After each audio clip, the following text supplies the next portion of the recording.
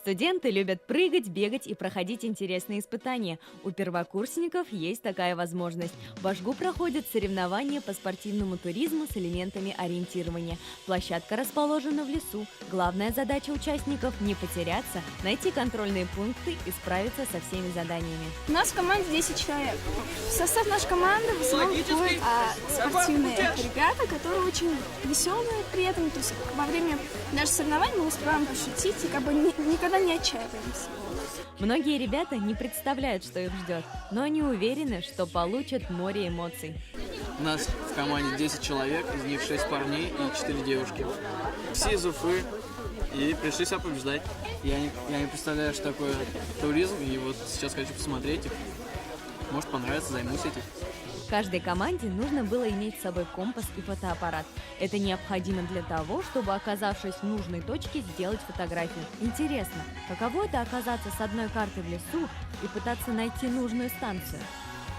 Друзья, я решила самолично проверить весь маршрут, и мы отправляемся к первому контрольному пункту. Карта легкая, но для человека, страдающего географическим кретинизмом, это задание крайне сложное.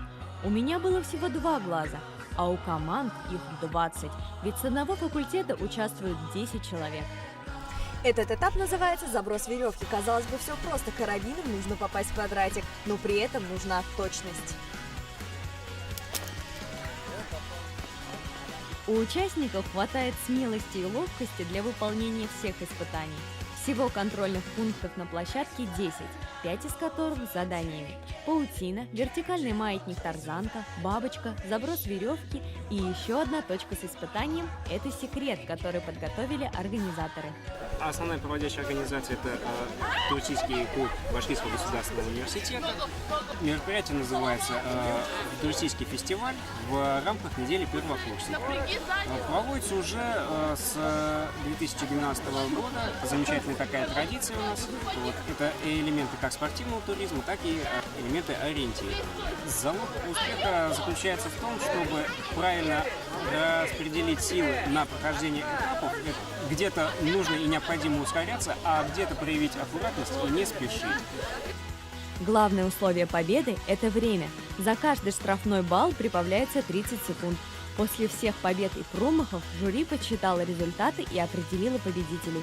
3-е место у географического факультета, 2-е у Института экономики, финансов и бизнеса. Ну а 1-е место заняла команда факультета философии и социологии.